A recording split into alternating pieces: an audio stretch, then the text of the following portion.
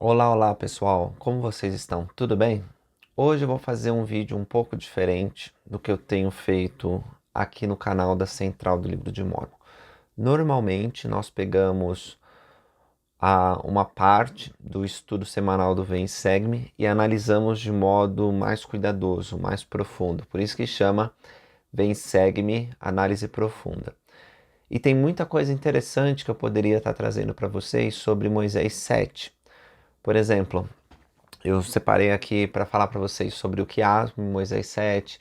Nós poderíamos falar sobre a cidade de Enoque e estudar como que o povo de Sião ele chegou a uma comunidade tão perfeita, de modo que eles eram unidos e não havia pobre entre eles.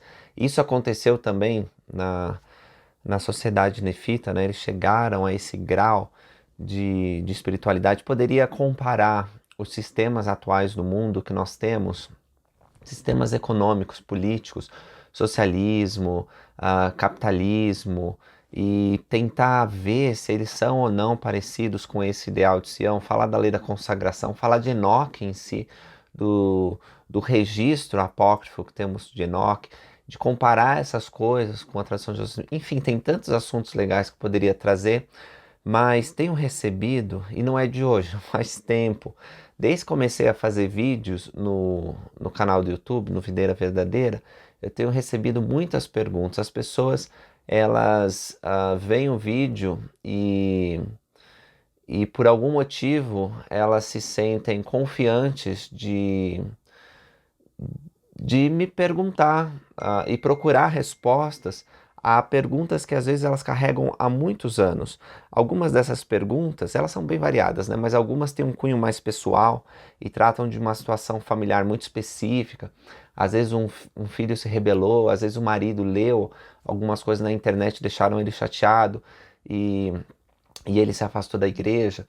Às vezes as perguntas elas são bem específicas sobre assuntos da história da Igreja de Jesus Cristo dos Últimos Dias.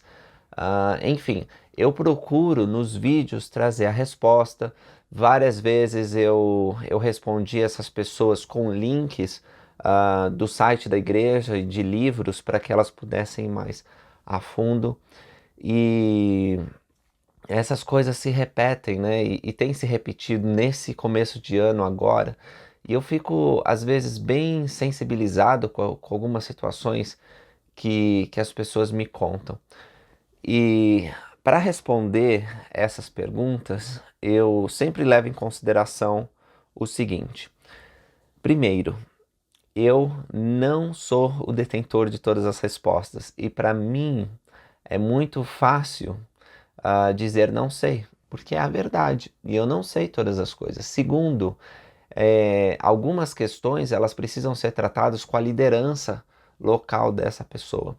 São questões morais, questões que envolvem pecados, questões que ela pode achar consultando os líderes do sacerdócio. Então eu não me atrevo a entrar nesses debates. Outra coisa, às vezes as questões são de natureza muito pessoal e íntima e eu não conheço todas as circunstâncias para poder dar uma resposta. O que eu posso fazer é uma orientação e dizer para a pessoa alguns passos para achar o conhecimento.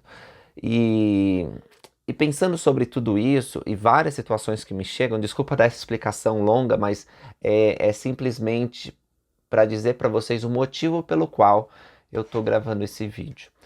E hoje eu quero fazer um vídeo muito simples, contando para vocês 7 princípios que vão ajudar você a descobrir a verdade. E são princípios que eu aplico na minha vida e que têm dado certo, porque tenho encontrado tesouros de conhecimento, tesouros ocultos. E esses tesouros de conhecimento me trazem muita alegria e satisfação e me ajudam a lidar com os desafios da minha vida. Que assim como você tem desafios grandiosos, né, a enfrentar, você tem testes que às vezes não pensa, nossa, como vou superar isso? Eu também tenho, todos somos iguais nesse sentido. Todos temos desafios aqui na mortalidade. Você pode olhar para a vida de uma pessoa e pensar, ele não passa por problema nenhum. Isso não é verdade. Não importa o seu chamado, sua idade, a sua posição na sociedade, sempre vai ter testes nesse tempo da mortalidade. E Alguns desses testes, eles são, parece que até desenhados para desafiar nossos valores, nossa fé, e não se surpreenda se você passar por um momento onde a sua fé vai ser testada, onde a incredulidade ela vai parecer um caminho mais fácil, onde desconfiar das coisas que você aprendeu sobre o Evangelho restaurado, elas vão parecer mais lógicas, né, para fazer isso. Então, esses 7 princípios eu espero que possam guiar você como guiam a mim. E o primeiro desses princípios é: você é responsável por achar a verdade. Você não pode transferir essa responsabilidade pelo seu próprio entendimento e percepção do que é certo, do que é errado, do que é real e do que é irreal para outra pessoa. É a sua responsabilidade. Deus te deu o arbítrio, que significa a capacidade de escolher. E por você ter sido investido com esse dom divino, você não pode simplesmente dizer: escolha por mim o que é certo e errado, escolha por mim o que é bom, o que não é. Eu tenho essa pergunta, mas você responde para mim. É maravilhoso termos instrutores, professores do Evangelho, líderes da igreja. Todos eles são recursos valiosos para o nosso aprendizado. Mas no final do dia, no fim das contas, quem precisa decidir o que é certo, o que é errado, o que é bom, o que não é, o que é verdade, o que é irreal, é você. Você não pode transferir essas coisas. Entende isso? Então, eu adoro receber perguntas de vocês. Elas me motivam a aprender mais ou buscar respostas. E esse exercício muito contribuiu para as coisas que eu compartilho com vocês na internet já há anos. Então, eu gosto dessas perguntas, eu amo elas e por favor continue enviando. Mas vocês vão ver que várias das minhas respostas, quem já recebeu respostas aí diretas, viu que eu mando escrituras, que eu mando links para vocês acessarem conteúdos, mando trechos de livros para que vocês possam ponderar e aprender por vocês mesmos. Eu não posso, às vezes eu até poderia, né, escrever uma resposta direta, um parágrafo, é assim, mas isso vai contra esse princípio de que você é responsável por encontrar a verdade. E aí eu quero contar uma experiência sobre isso. Eu estava na missão quando o elder David Abedner, do Quórum dos 12 Apóstolos, visitou e deu uma mensagem para nós missionários. Um dos missionários, quando ele já estava terminando a mensagem, ele usou uma escritura e esse missionário falou: Elder Bedner, onde está essa escritura? O Elder Bedner, ele disse: Elder, se eu falar para você onde está essa escritura, você vai esquecer. Mas se procurar por você mesmo, jamais esquecerá.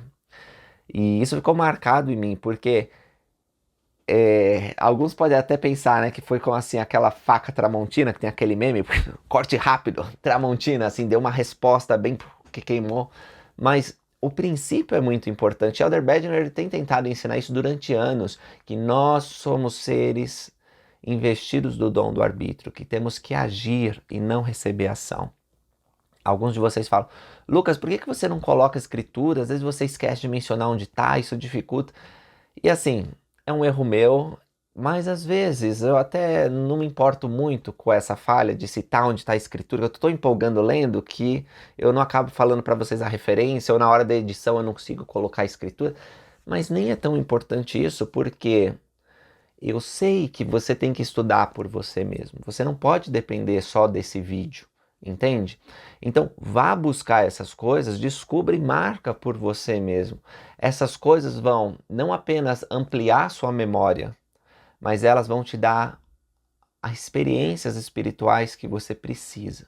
Então, lembra desse princípio, desse primeiro princípio. Você é um agente, você é que é responsável por discernir o certo e o errado. Deus te deu essa capacidade. Então não espere que outros façam o trabalho para você. Isso não significa, repito, que professores, instrutores, mestres, líderes não sejam importantes. Todos nós dependemos de outras pessoas para ampliar nossa capacidade de aprendizado. Ninguém é autodidata, exceto o Salvador Jesus Cristo, em todas as coisas. O Salvador Jesus Cristo não precisava que nenhum mestre o ensinava. Quando ele tinha aos 12 anos de idade, ele chegou no templo e os mestres da lei, os doutores da lei, ouviam ele com atenção e ficavam impressionados como esse rapazinho sabe tantas escrituras. Porque, como os evangelistas nos ensinam, ele não precisava que ninguém o ensinasse. E Maria e José ficaram impressionados. Bem lembra, o Salvador Jesus Cristo passou pelo véu, mas pela obediência dele, as portas da eternidade foram abertas e ele aprendeu muito mais rápido aqui na mortalidade que nós somos capazes de aprender. O segundo princípio é o seguinte: a verdade mais fundamental, mais importante que você pode conhecer é que existe um Deus e que ele se importa contigo. Essa é a coisa mais importante, como eu falei, é fundamental, né? Porque é a base. Se você não descobrir isso, outros conhecimentos vão ser difíceis de serem construídos e mantidos. É necessário uma boa base. Sabe aquela história que o Salvador Jesus Cristo contou sobre o homem que colocou a casa dele na areia e outro homem que colocou a casa dele na pedra? E vieram os ventos e quem estava na areia caiu e foi destruída, mas a casa edificada sobre um alicerce forte de pedra não caiu e resistiu? Pois é, nós precisamos ter essa base. Se você não acredita em Deus, eu peço que faça todo o esforço necessário para reconhecer que Ele existe. Isso pode significar uma mudança de atitude. Talvez você tenha que ler mais a palavra dele, que são as Escrituras. Talvez tenha que reservar momentos de oração e jejum para se conectar com a eternidade. Eu não estou dizendo que você tem que ir para um monastério e que precisa viajar o mundo, que precisa estudar todas as religiões, mas você precisa buscar conhecer Deus. Tem que fazer o sacrifício necessário, tem que pagar o preço. Para pessoas que cresceram em países cristãos, que a família é uma família de crentes, talvez o caminho seja mais fácil. Não sei, às vezes é até mais difícil, né? Porque você fica duvidando da tradição de seus pais. Como eu falei, todos nós temos nossos desafios, mas para algumas pessoas parece que esse é um desafio muito grande, crer em Deus. Às vezes elas são levadas ao ceticismo porque simplesmente aconteceu uma coisa muito ruim e elas começaram a questionar como essa coisa ruim pôde acontecer. Isso não faz sentido se há um Deus bondoso. E nessa amargura e nessa dificuldade, elas preferem deixar de acreditar num Deus bondoso. E aí eu levo vocês ao meu próximo princípio. A fé não é um perfeito conhecimento. A fé é uma escolha.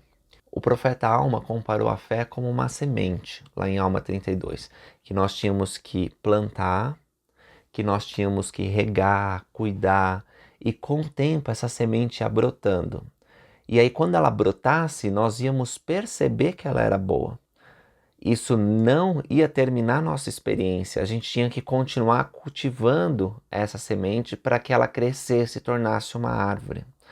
E assim, essa é uma parábola perfeita sobre a fé, porque nós precisamos exercer, como ele diz lá, as faculdades que nós temos que exercer uma crença, nós temos que ter o desejo de acreditar, nós temos que fazer obras que levam à fé. Isso significa orar, significa ler as escrituras, significa a igreja, pesquisar com os missionários, significa refletir sobre as questões que nós temos. Às vezes você tem problemas sobre um fato da história da igreja. Joseph Smith teve mais de uma mulher, que é isso? Ou você lê, a igreja, ela recusou o sacerdócio para pessoas negras da África. Nossa, que absurdo, Deus faria isso? Então, essas questões você tem que ter na sua mente e aí tem que estudar, tem que buscar, que vai ser outros princípios que nós vamos falar. Mas, meus irmãos, quando vierem dúvidas, quando vierem dificuldades sobre algum aspecto da doutrina, da história ou sobre a divindade, Escolham a fé em vez da dúvida. Veja, é muito importante termos perguntas, porque elas vão nos guiar a um novo conhecimento. As perguntas, elas são um motor de motivação. Mas a dúvida, ela é um entrave nesse motor. De fato, ela é o oposto da fé. Ela mata a fé, porque a dúvida, ela vem do medo. E o medo não é algo de Deus. Então, quando você tem dúvida, você questiona aqueles fundamentos que eu falei para você, de Deus como amoroso, Pai Celestial. Quando você questiona as coisas fundamentais, outros conhecimentos não podem ser erguidos. Você fica num alicerce de areia. Então, mudem a abordagem das suas questões. Em vez de um espírito crítico e cético questionando as coisas, tentem ter uma atitude mais positiva. Reconheçam as perguntas que vocês têm, mas vão com otimismo em busca das respostas, com a esperança de encontrar essas respostas à frente, com a certeza de que Deus vai te dar esse conhecimento. Então a fé sempre aponta para o futuro, dizendo que essas coisas virão no devido tempo. Então escolham acreditar enquanto esse perfeito conhecimento não é dado, porque um dia ele será dado, seja através de sua busca e esforço pessoal, seja através de Deus no último dia. Porque quando ele se sentar para julgar todas as pessoas, o amor, a luz e a verdade divina serão evidentes.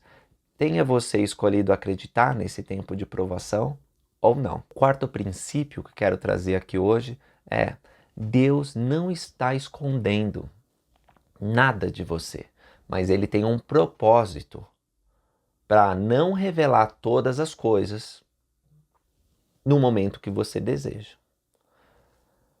Deus, Ele é sábio. Ele vê as coisas de modo diferente.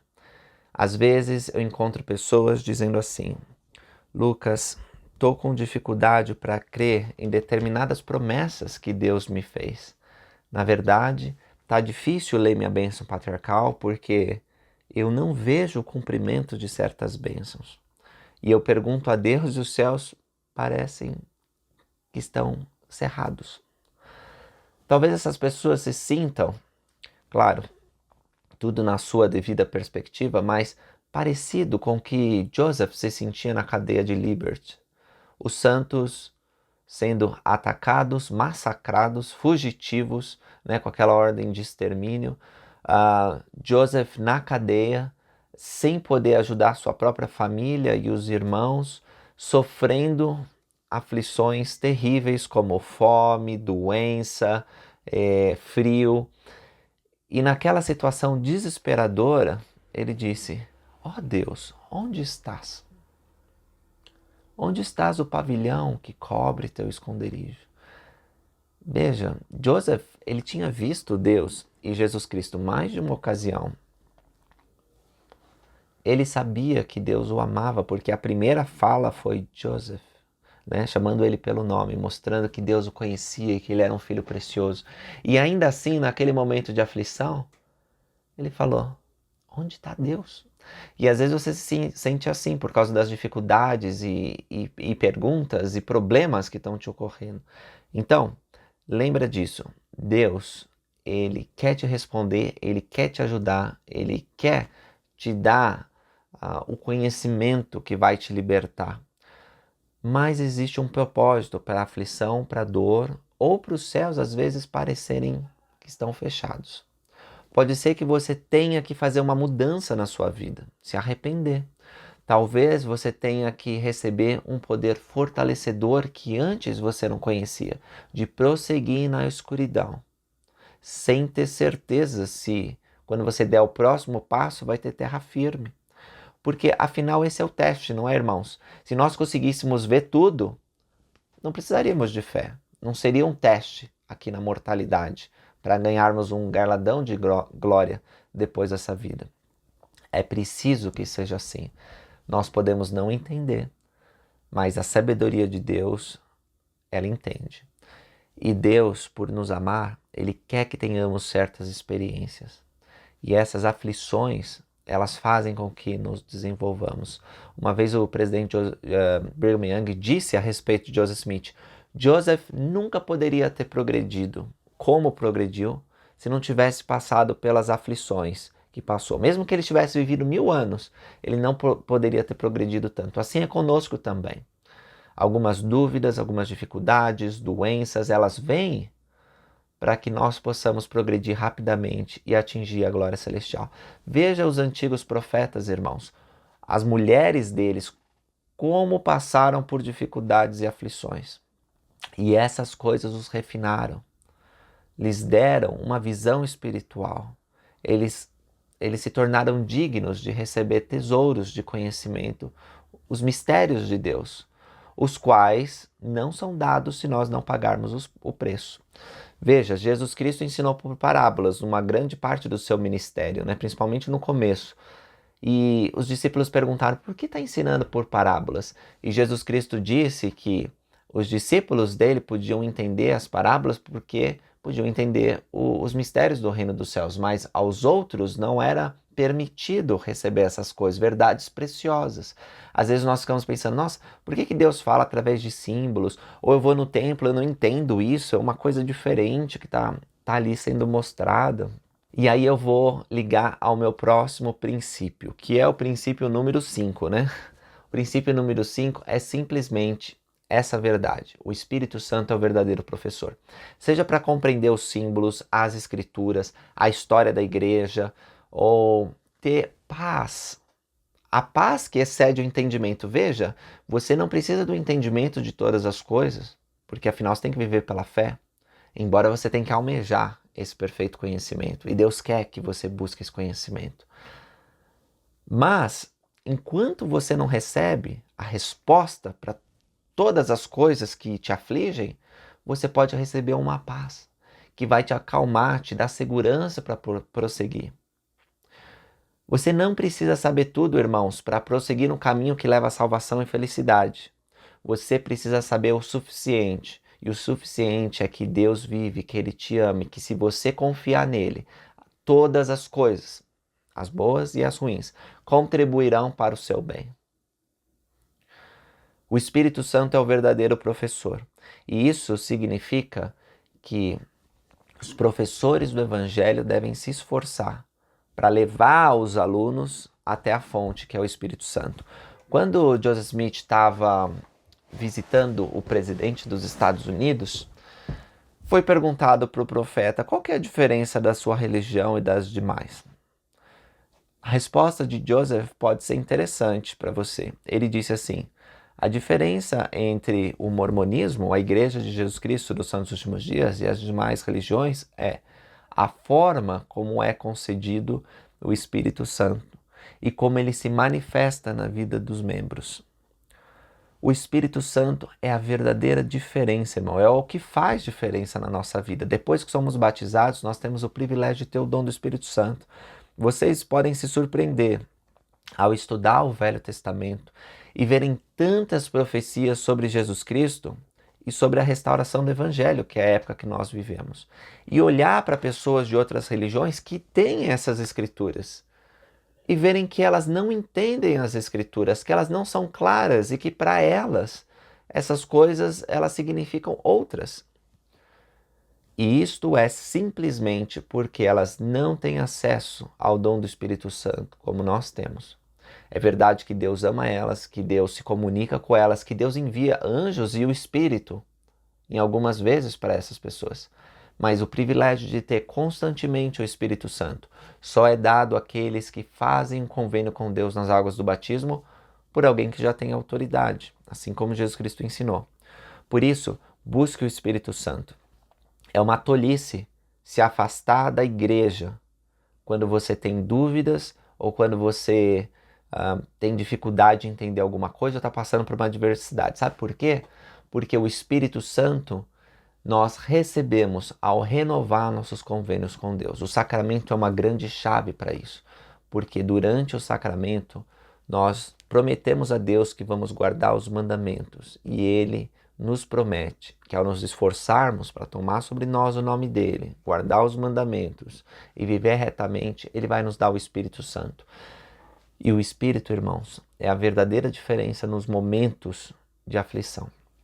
Então, façam tudo o que puderem para obter o Espírito Santo e para conservar o Espírito Santo.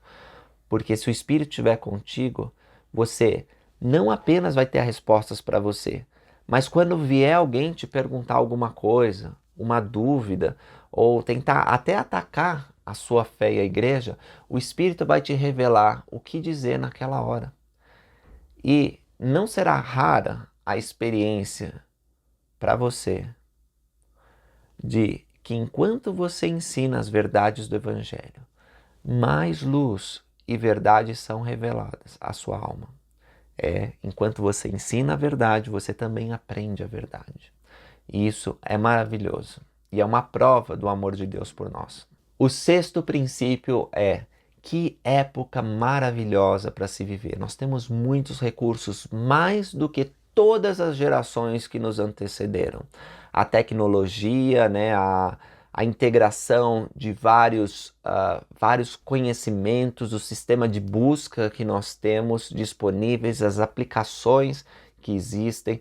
Irmão, sabia que se você tem o aplicativo de Biblioteca do Evangelho no seu celular, você tem mais escrituras do que Isaías tinha, do que Moisés tinha, do que Joseph Smith tinha, do que talvez o presidente Gordon B. Hinckley tinha, né, que foi um profeta há pouco tempo atrás.